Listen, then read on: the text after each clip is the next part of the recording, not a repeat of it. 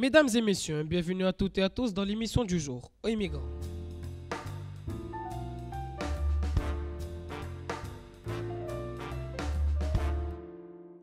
Bienvenue à tous et merci de nous écouter aujourd'hui, le 12 février 2018 sur Mass FM.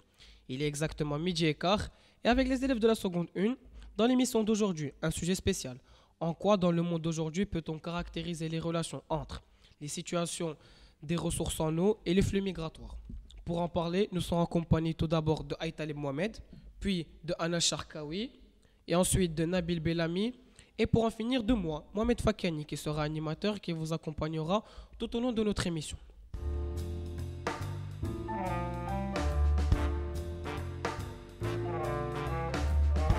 Au sommaire du jour, nous consacrerons tout d'abord l'émission pour voir en quoi, dans le monde d'aujourd'hui et au XXIe siècle, peut-on caractériser les relations qui existent entre la situation des ressources en eau et les flux migratoires. Dans une première partie, la problématique de l'eau, Mohamed nous expliquera tout d'abord en quoi l'eau est-elle devenue un enjeu important dans le monde et au XXIe siècle. Dans une seconde partie, Anas va démontrer en quoi cette situation des ressources hydriques, quand je dis ressources hydriques, bien sûr, veut dire tout ce qui est en lien avec l'eau, peut-elle aujourd'hui être à l'origine de déplacements humains et à travers le monde. Enfin, nous verrons comment dans le monde d'aujourd'hui, ces mêmes déplacements humains sont-ils une barrière à l'accès universel à l'eau potable. Et pour finir, la revue de presse qui nous sera présentée par Nabil Bellami.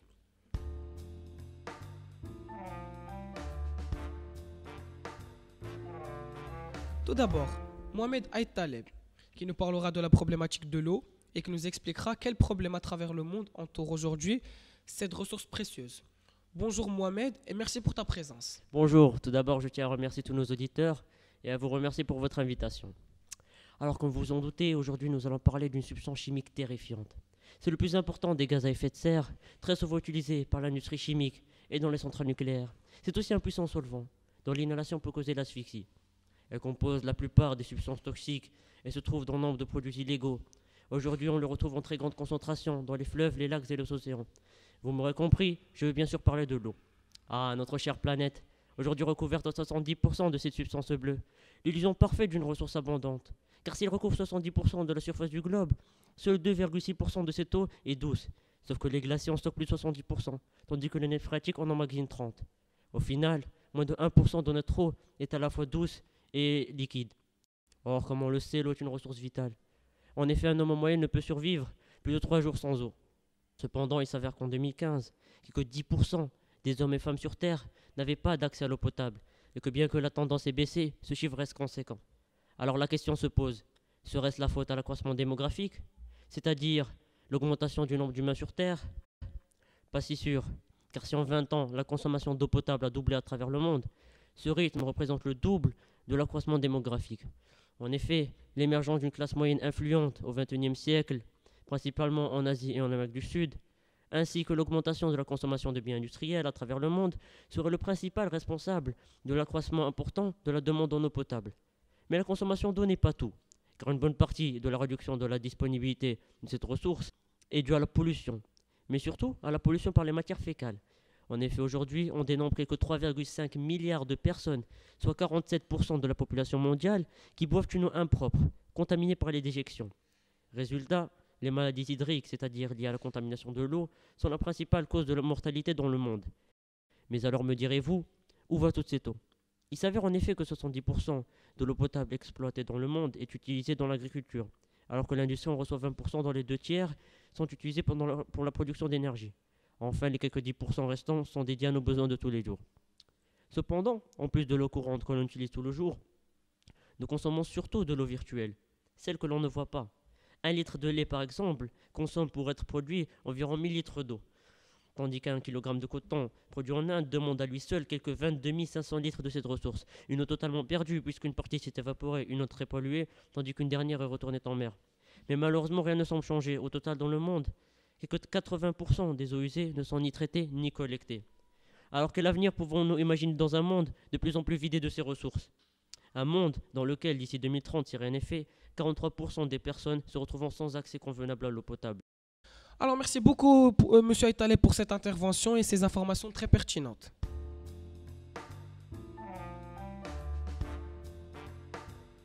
Alors, comme vous le voyez, à l'échelle de la planète, les ressources hydriques se réduisent de jour en jour, à cause principalement de l'action humaine.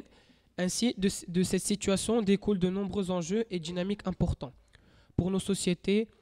Donc, nous recevrons pour cela aujourd'hui NS, qui nous décrira certains de ces enjeux et qui nous expliquera en quoi cette situation des ressources hydriques peut-elle aujourd'hui être à l'origine des déplacements humains à travers le monde. Bonjour Agnès et merci pour votre présence. Bonjour. 250 millions de migrants climatiques, c'est ce qu'estime l'ONU pour 2050. Dont la majorité seront causées par les sécheresses. Un chiffre effrayant, oui, mais qui pourrait devenir une réalité. De nos jours, les déplacements humains font souvent la une des journaux et occupent une partie importante des débats politiques. C'est pour cela qu'aujourd'hui, nous nous intéressons aux liens qui existent entre les situations des ressources en eau à travers le monde et les mobilités humaines, et donc les migrations. Ce fléau, comme l'a dit Mohamed, causera de graves dégâts, que ce soit économiques, politiques et sociaux dans le monde. À cause du réchauffement climatique, certains pays, comme les Pays-Bas et les Maldives, risquent de disparaître. Comme on peut le constater dans les infos, les inondations causées par ce réchauffement détruisent les milieux de vie des populations. On peut donner plusieurs exemples de ce type de fléau, comme le Népal qui vit de grosses inondations à cause de la fonte des glaciers, ou encore le Bangladesh qui est victime de la montée des eaux.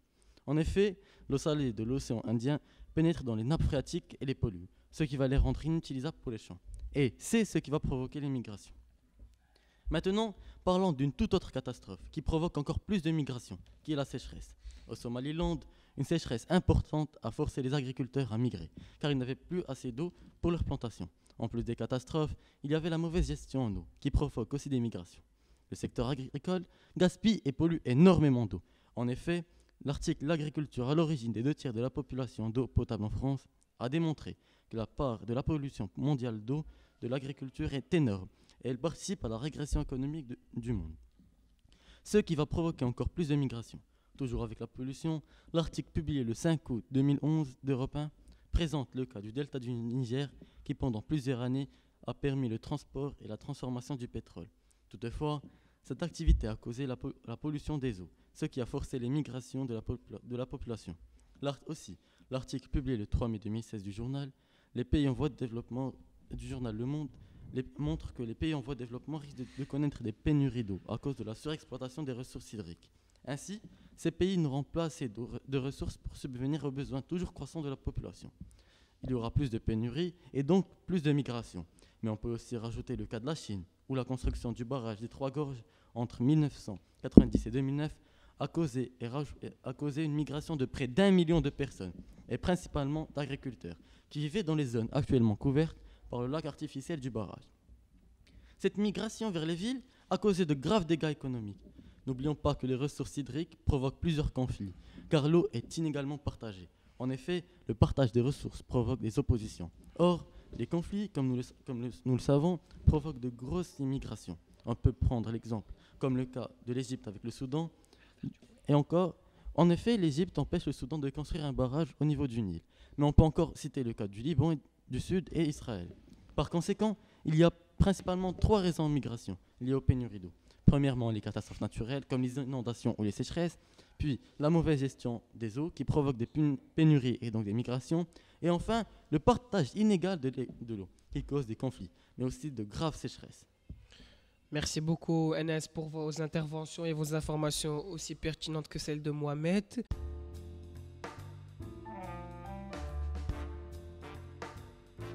Chers auditeurs, chers camarades, j'aimerais bien vous faire part d'un sujet qui me tient vraiment à cœur, qui est les déplacements barrières à l'accès universel à l'eau potable. Ces déplacements humains ont des conséquences sur les déplacés. D'une part, ils ont un accès difficile aux ressources, par exemple des réfugiés birmans de la minorité rohingyas, ayant fui la répression militaire pour s'installer dans des camps surpeuplés au Bangladesh. Dans ces camps, l'acheminement des aides est très compliqué. Aussi, les réfugiés n'ont pas d'accès à l'eau potable. De plus, l'absence totale de services sanitaires résulte dans la pollution des ressources d'eau, ce qui enfin facilite grandement la transmission de germes et de risque de produire une épidémie. Dans une autre part, des conditions insalubres traitent une situation où des migrants en France, en 2016, se trouvent à un accès convenable à l'eau potable, ce qui expose au risque de maladie. Pour finir, la précarité présente entre autres la situation de surpopulation de la capitale du Bangladesh, Dhaka, à cause notamment de l'afflux d'agriculture fuyant la montée des eaux, ce qui accentue la précarité dans la ville et pose de plus en plus de contraintes sur les services et l'approvisionnement en eau, parfois contrariées à cause de la gentrification dans les bidonvilles. Dans un second temps, ces déplacements ont aussi des conséquences sur les hôtes.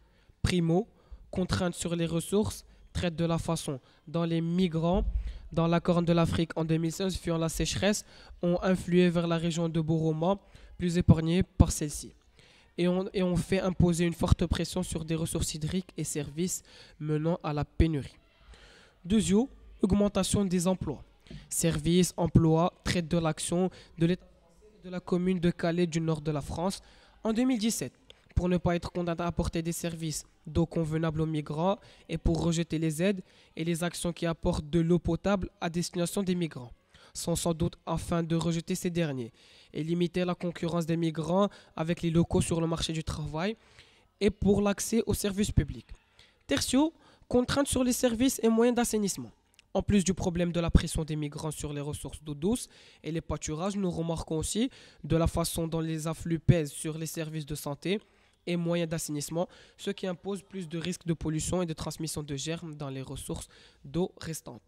Finalement, en Syrie, entre 2006 et 2010, vers les zones urbaines aurait contribué à l'instabilité sociale puis politique conduisant enfin à la guerre, qui aujourd'hui est responsable en outre de la destruction de l'infrastructure sur une large proportion du pays conduisant à de graves pénuries en eau, mais aussi de la discrimination. L'État français est comme la commune de Calais du Nord de la France en 2017 pour ne pas être contrainte à apporter des services d'eau convenables aux migrants et pour rejeter les associations visant à aider ces migrants, cela sans doute dans le but d'expulser et de rejeter ces hommes du sol français et de décourager les futurs migrants. On peut en conclure que ces déplacements ont des avantages et des inconvénients. Donc, nous pouvons répondre à la problématique posée. Oui, les déplacements humains ont une barrière à l'accès universel à l'eau potable. Mais pour améliorer ces déplacements, on devrait prendre plus de précautions au niveau sanitaire. Et de plus, les États ayant signé la migration devraient assumer les responsabilités. Ce sujet me tenait vraiment à cœur et j'ai voulu le partager avec vous. Et merci, chers auditeurs, pour votre participation à m'écouter.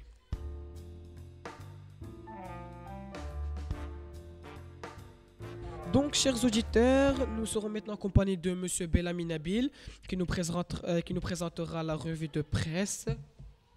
Alors, déjà, merci de votre invitation. C'est un plaisir d'être sur ce plateau avec vous. Alors, dans la revue de presse d'aujourd'hui, vous allez justement, en lien avec le sujet du jour, nous parler des migrations et de leur lien avec les situations hydriques à travers le monde. Effectivement, et comme le montre si bien l'article intitulé « La sécheresse a fait plus d'1 million de déplacés » du 9 juin 2017 de la TDG, les mauvaises situations hydriques sont directement liées à la sécheresse. L'Afrique est un bon exemple, où d'ailleurs dans l'un des articles de la presse internationale de la TDG, on nous apprend, je cite, « La sécheresse a fait plus d'1 million de déplacés ». Cela nous prouve que la sécheresse a déjà fait des dégâts en Afrique et peut encore en faire dans plusieurs pays du même continent. Et pour cela, l'Organisation internationale pour les migrations OIM, dédiée aux affaires relatives aux migrations humaines, demande plus de 60 millions de dollars pour aider les communautés touchées dans 4 pays. On voit également que la sécheresse affecte l'approvisionnement en eau, mais la situation en termes de nourriture et de santé s'est également détériorée et le bétail diminue. Tout ceci force les habitants à quitter leurs habitats en s'aventurant souvent dans des zones dangereuses sans moyen de survie. Et également d'après un article qui se nomme « La raréfaction des ressources en eau menace la croissance » de Le Monde, la demande en eau va connaître une hausse exponentielle. On observe par exemple que dans les 3 prochaines décennies, la demande en eau de l'agriculture pourrait de fait croître de 50% et celle du secteur de l'énergie de 85%, tandis que la hausse des besoins dans les villes pourrait atteindre jusqu'à 70%. Et selon l'UNCCD d'ici à 2025, 1,8 milliard de personnes vivront dans des pays ou des régions où la pénurie d'eau sera absolue. Et les 2 tiers de la population mondiale, 5,3 milliards de personnes, pourraient vivre dans des conditions de stress hydrique. Situation dans laquelle évidemment la demande en eau d'une région dépasse les ressources disponibles. Or, il s'avère que ces tensions hydriques n'auront que peu, voire pas d'impact sur le PIB des régions alimentant l'essentiel de la croissance mondiale, à savoir l'Amérique du Nord et l'Europe occidentale. Mais que ce sont les régions les plus arides et les moins développées qui en payeront le plus fort tribut et pourraient connaître de longues périodes de décroissance. C'est ainsi qu'en multipliant les risques du conflit, les tensions hydriques seront un facteur majeur de déstabilisation et de migration. Alerte la Banque mondiale, qui appellerait les pays à prendre des mesures immédiates pour mieux gérer les ressources en eau. Cet article souligne très bien les enjeux et les risques les plus importants qu'implique le développement futur des ressources en eau, notamment les développements qu'il risque d'induire. En effet, en parlant d'eau contaminée, c'est un cri d'alarme qu'a lancé l'Organisation mondiale de la santé OMS le jeudi 13 avril 2016. Près de 2 milliards de personnes dans le monde utilisent encore de l'eau potable contaminée par des matières fécales, ce qui les expose à de nombreuses maladies. Évidemment, cela implique de nombreux autres problèmes, ainsi qu'il est évident que ces risques touchent essentiellement et en très grande partie les pays les moins développés et en voie de développement, notamment l'Afrique subsaharienne, mais aussi bien que sur le reste du monde. Puisque ces pays, contrairement aux nations développées, ne disposent pas ou que peu d'infrastructures d'extraction d'eau potable et d'assaisonnement, que ce soit des eaux potables ou des eaux rejetées, mais aussi d'isolation ou de traitement correct des eaux usées. Ils souffrent donc de manque dans les services de soins pour au moins traiter les conséquences de la santé citées précédemment, ou d'éducation pour sensibiliser face aux risques qu'imposent les eaux usées. C'est notamment en partie pour cela que l'on retrouve de larges agglomérations humaines convergeant autour de ressources en eau, comme les lacs, les fleuves, pourtant fortement contaminés, bien que cela s'expliquerait aussi par des situations économiques critiques ou des problèmes structurels. Merci beaucoup, chers camarades, pour vos interventions. Et surtout, merci à vous, chers auditeurs, de nous écouter aujourd'hui sur Radio Mass FM. Donc, cette émission vous a été présentée par Fakani Mohamed et coordonnée par Aïtal Mohamed. Et bien sûr, sur le travail de Anna Charkaoui et enfin de Bella Minabi. Et merci de nous écouter sur massradio.fm.